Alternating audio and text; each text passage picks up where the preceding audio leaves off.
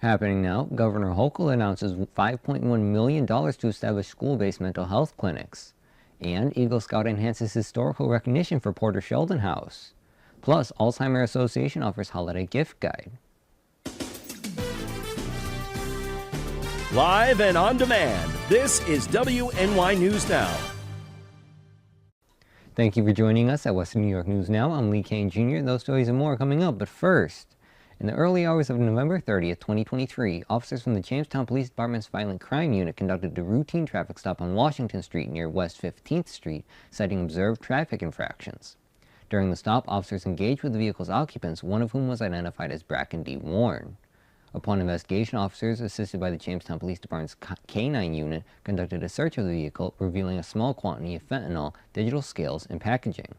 A subsequent search of Bracken's person uncovered over 2 ounces, which is 57.2 grams, of methamphetamine.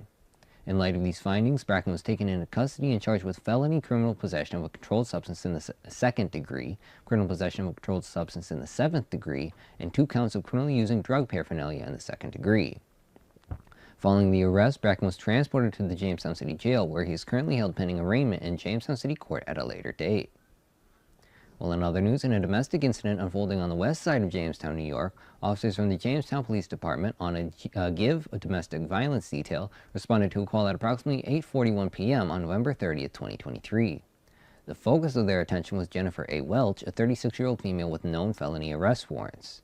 Upon arrival at the scene, officers engaged with a 50-year-old male victim and successfully located Welch inside the residence. Taking her into custody, officers discovered an existing order of protection mandating Welch to stay away from the male victim. The charges against Welch extend beyond the existing warrants, encompassing second-degree criminal contempt. Following her apprehension, Jennifer Welch was transported to the Jamestown City Jail, where she is being held pending arraignment in Jamestown City Court. Well, in other news, Erie County District Attorney John J. Flynn announced that a 23-year-old Amherst man was sentenced on November 29, 2023, before State Supreme Court Justice Deborah A. Hain-Ditches to a determinate sentence of 2 years in prison, followed by 3 years of post-release supervision, as well as an indeterminate sentence of 1 to 3 years in prison to run concurrently to the other term. On Thursday, March 10, 2022, at approximately 11:01 a.m., 23-year-old Sheldon S. Souverain of Amherst, who was scheduled for a supervised visit, took his own 4-year-old child from the Erie County Department of Social Services office on Union Road in the town of Cheektowaga while knowingly in violation of an existing order of protection. Child Protective Services CPS employee chased after the defendant as he exited the building with the child. When the CPS worker attempted to stop the defendant from leaving, the defendant pushed the CPS employee to the ground as he entered his own vehicle with the child. The CPS worker stood up and attempted to stop the defendant from leaving by standing behind the vehicle. The defendant assaulted the CPS employee by intentionally hitting the victim with his vehicle as he fled the scene. The employee was treated at ECMC for injuries to his arm and side of his body. The defendant was located by police at his apartment on the 200 block of Traverse Circle in the town of Amherst. He was taken into custody without incident after a nearly 5-hour standoff with law enforcement. The child was found unharmed and returned to the custody of Erie County Child Protective Services.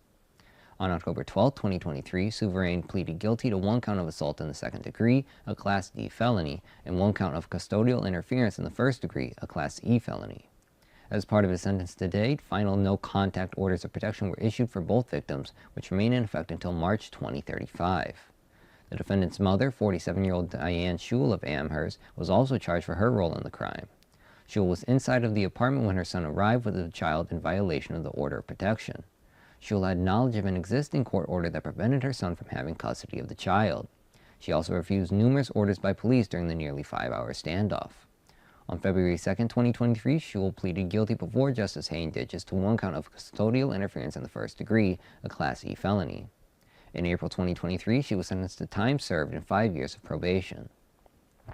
Well, in other news, Erie County District Attorney John J. Flynn announced that a 21-year-old Buffalo man was sentenced this morning before Erie County Court Judge Sheila A. DiTullio to 25 years to life in prison.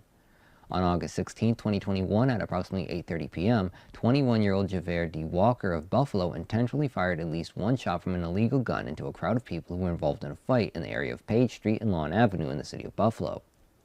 The victim, a 17-year-old female, was hit once in the chest by gunfire. The victim was transported by ambulance to ECMC, where she was pronounced dead.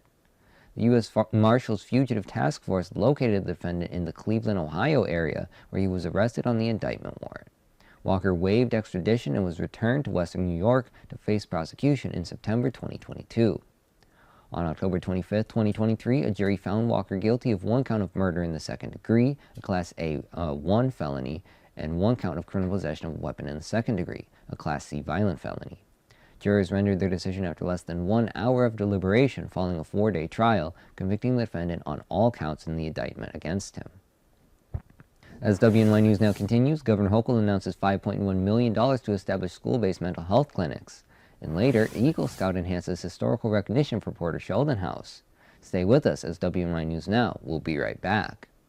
You're watching WNY News Now, where coverage comes first. EagleZip.com is your local one-stop shop for all of your home and business computer needs. Located on Fluvanna Avenue Extension, just outside of Jamestown, EagleZip.com sells and services all brands of desktops and laptops, as well as servers and network equipment for your business. All new computer sales include transferring your data from your old computer, plus a 2-year warranty. Call EagleZip.com today. Stop by EagleZip.com today and let us make computers easy for you. Slow down. Slow down and move over. Move over. When you see signs, Lights.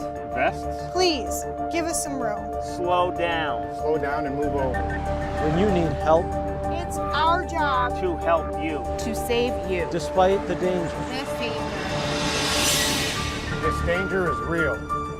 Do your part. Please. Slow down. Slow down. And move over. Move over. You are loved. You are valued. You are resilient.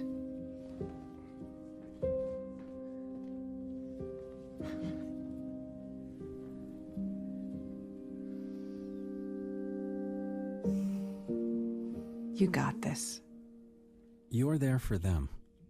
We're here for you. Find free care guides at aarp.org/caregiving. You're watching WNY News Now, where coverage comes first. Governor Kathy Hochul announced that more than $5.1 million was awarded to support 137 school-based mental health clinic satellites throughout New York State, including 82 at high-need schools. Administered by the New York State Office of Mental Health, the funding is part of the governor's $1 billion landmark plan to transform New York's mental health care system, which includes a total of $8.3 million to support and expand these clinics throughout the state. Good morning. Thank you for joining us. I just had an incredibly emotional experience with a number of high school students who opened up their hearts to me, talking about the impact of the pandemic on them even 3 years later. It's real. The emotions are still raw. These kids are still struggling. And we came to this school, the Leadership and Public Service School, to meet some young people who should be at the prime of their lives and carefree, and they're still overcoming grief, the loss of loved ones, the loss of their former self, the loss of the learning experience that should have allowed them to grow in a different environment. And they all talked about being drawn into this dark digital world where they did not have friends face to face. And so it was very disconnecting for them. So to hear from them as I launched this series back in the spring, for me to personally hear from teenagers who are affected, is driving me even further to the conclusion that more must be done. It's not just about stemming the learning loss, which is what we proposed resources to help deal with that last summer, but it's also about the loss of that social connection, which is having a negative effect on young people still today.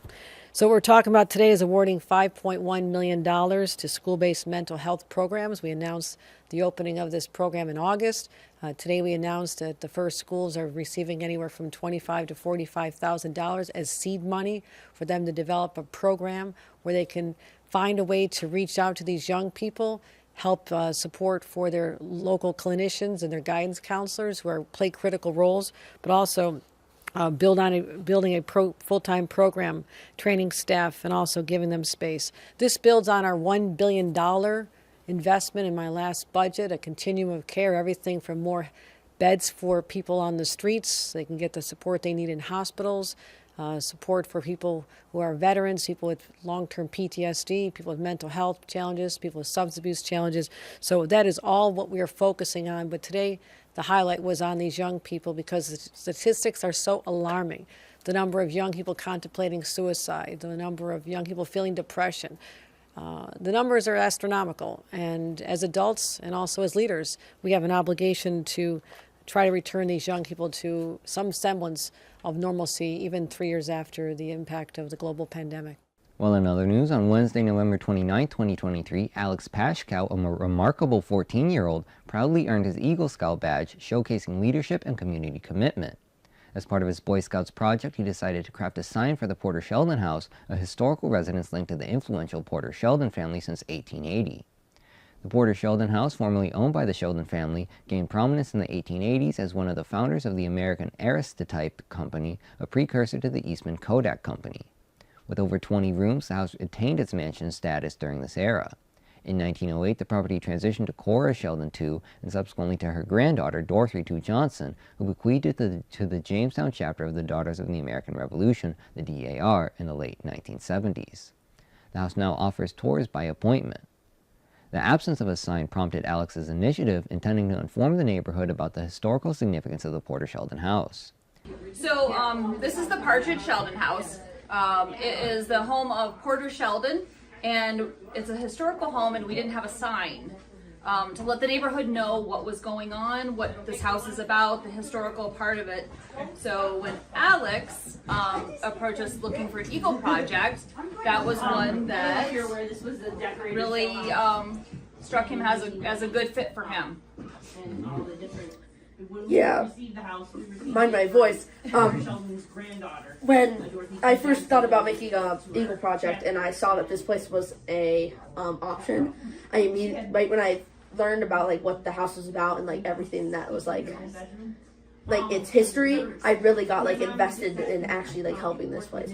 It's an amazing place, lots of history, and I really feel like helping, putting in the sign and all the stuff that I've helped with doing it and all they've helped me, it's really, I'm trying to find the word, gained a lot of,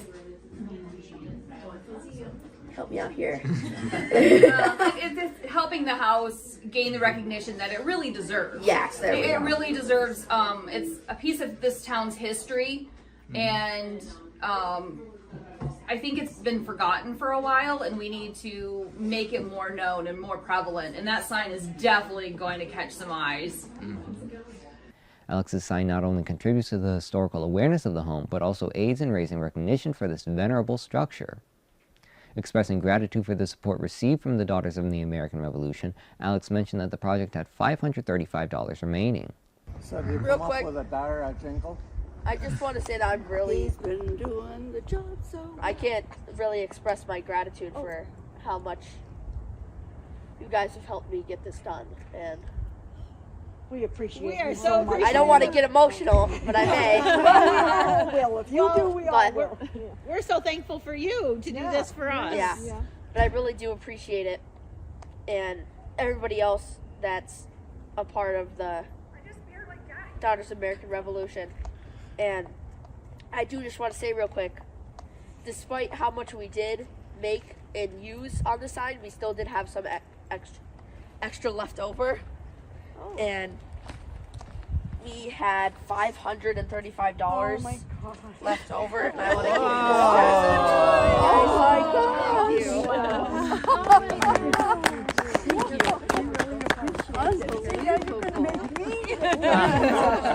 Can I take another picture? Just what we put into the house, there's so many things that need done to the house. This is going to help us immensely. Thank you all. The DAR plans to allocate these funds to various projects aimed at enhancing the historical property. Inside the DAR, a celebration was held offering hot cocoa, custard, cookies, and tea to commemorate the successful completion of the project. Reflecting on his journey through the Boy Scouts, Alex emphasized the transformative nature of the experience. Throughout Boy Scouts, it's been an up and down journey, honestly. It went from a lot of it going from an easy experience to a harder experience, going back to easy. I just gotta say, for like Scouts in general, it's a very fun experience. It's really changed my life in a lot of ways. It's made me think about like life differently in a lot of aspects. It's taught me a lot of skills that I will still use in the rest of my life.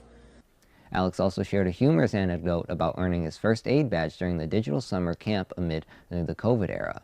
Having to endure an 8-hour video, Alex mistakenly admitted to not taking notes, resulting in having to rewatch another 8 hours of first aid videos to secure the badge. One that I always say when people mention badges is my first aid badge, because I have a funny, really funny story about it. I remember I got this one while COVID was happening, and I had to do it digitally, and you had to watch a video, and then like answer some questions about it. And I remember the video was like 8 hours long, and I remember after I watched it, I was talking to, because I was at like a digital summer camp, and I told them that I finished the video, and they were like, "Did you take notes?" And I was like, no. And they were like, "Rewatch it." And I was like, oh my God. So I had to watch 16 hours of first aid videos to get the first aid merit badge. I really feel like that's the badge that stuck with me the most.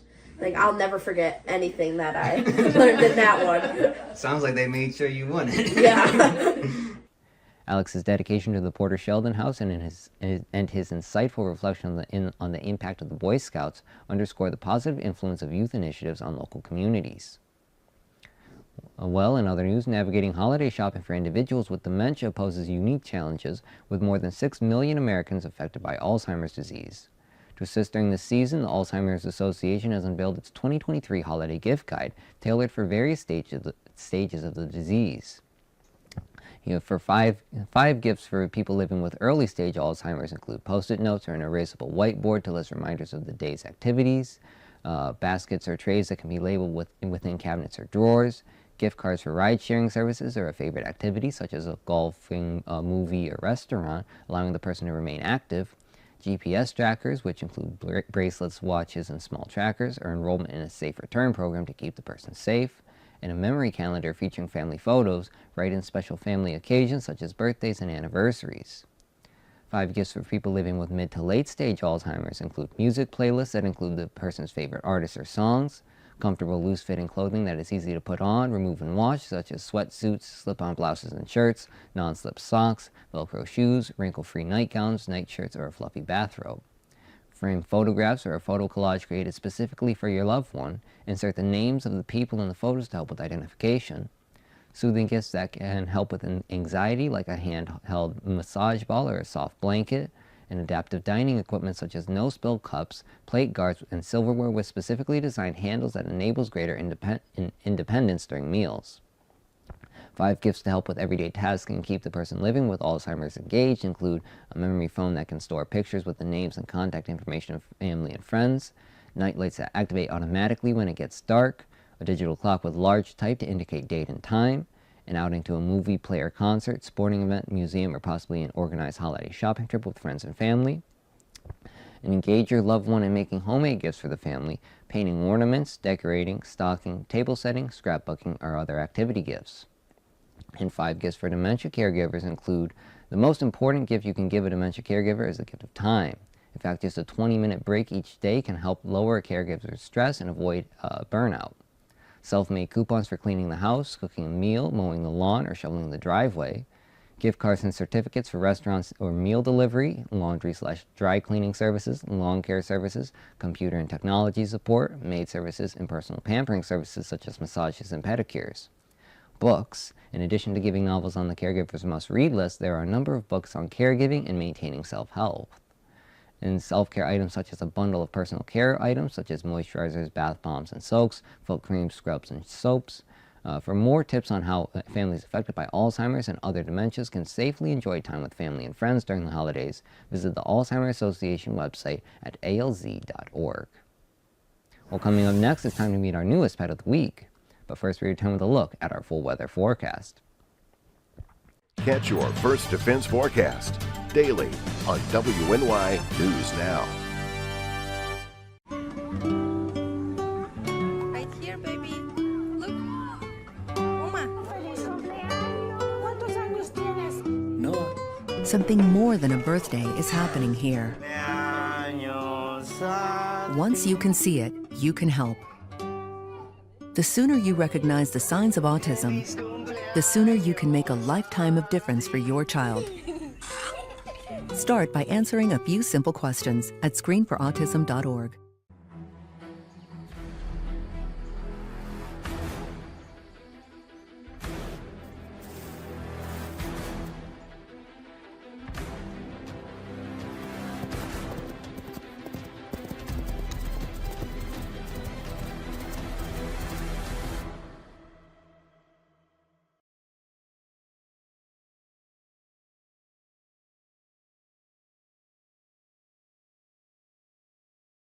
When I was in foster care, I never knew when I would have to move, so I always had my suitcase ready to go.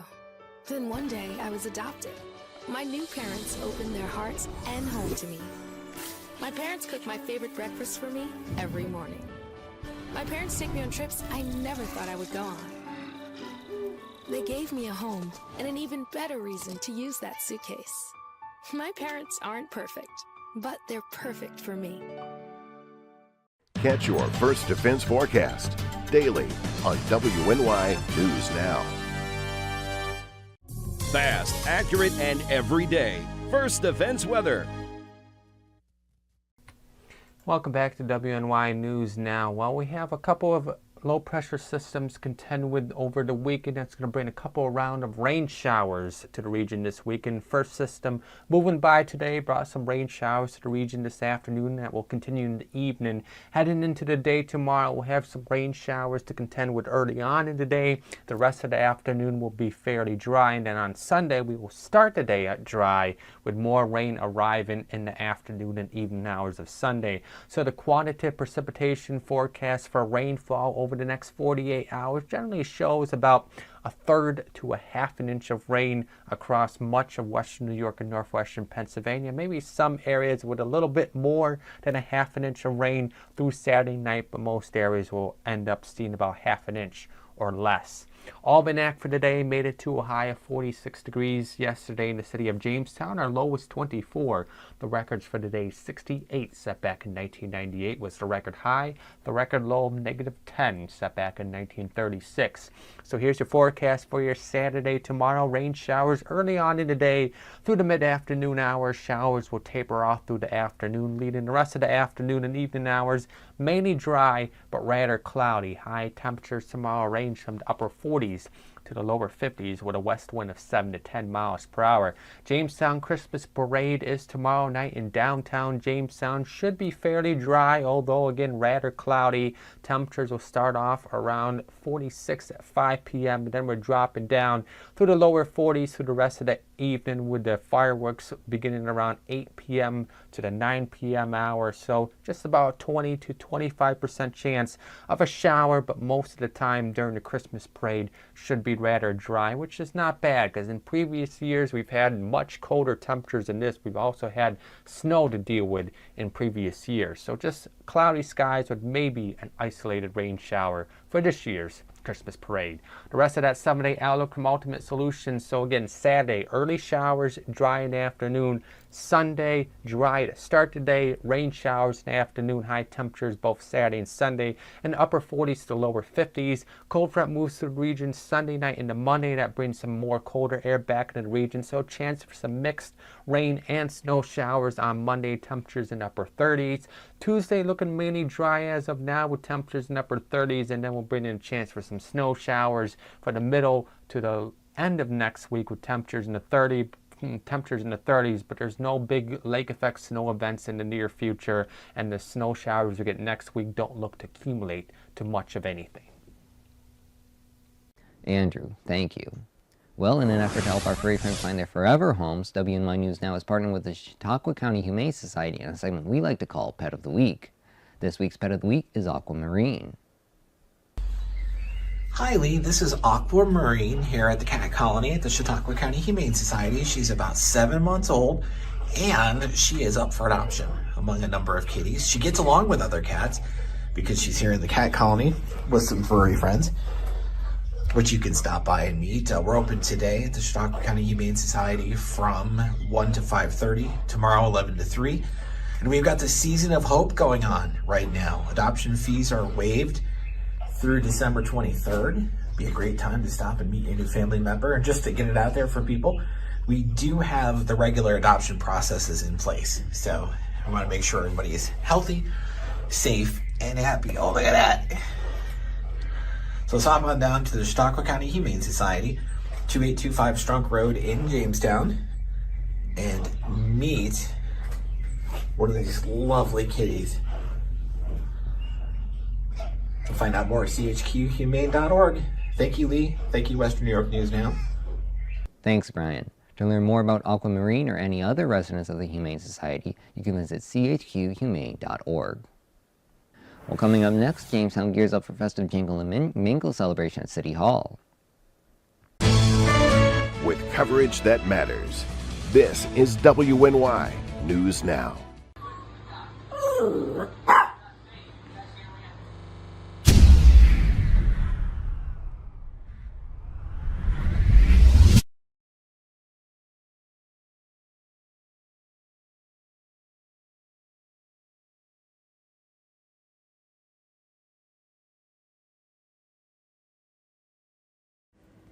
If you want to speak truth to the masses, make it funny for the classes. How prepared is your family if a hurricane shows up at your doorstep, or a flood, or a blizzard? You can't just turn away a natural disaster. That's why it's important to go to ready.gov/plan now. It has the tools and tips you need to make an emergency plan with your family. So if disaster comes knocking, Let's go. You'll be ready to help keep your family safe. It's just a pizza. Yes. Make a plan today. Hi, everyone. Al Roker here. As a guy with his own catchphrase, I appreciate that Smokey's only said, "Only you can prevent wildfires." But I'm filling in because there's a lot more to report. Like when there are parched or windy conditions out there, you gotta be extra careful with things like burning yard waste. After all, wildfires can start anywhere, even in your neck of the woods. Go to SmokeyBear.com to learn more about wildfire prevention. You're watching WNY News Now, your source for breaking news.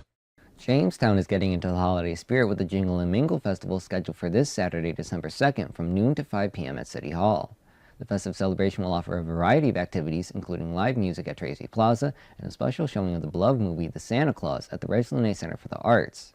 As the day unfolds, the highlight will be the Light the City Holiday Parade at 6 p.m., traversing 3rd Street in downtown Jamestown. The evening will conclude with a spectacular fireworks display, adding a magical touch to the festivities.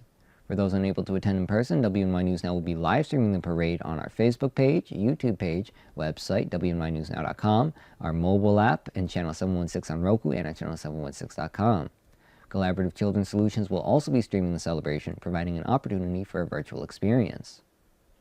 Well, that's going to be it for us today. I'd like to thank you all for watching. News continues 24/7 at WNYNewsNow.com and on our mobile app. You can download it today for free in the Apple App Store and Google Play Store. We're also on Channel 716 on Roku and at Channel716.com. Thank you for watching.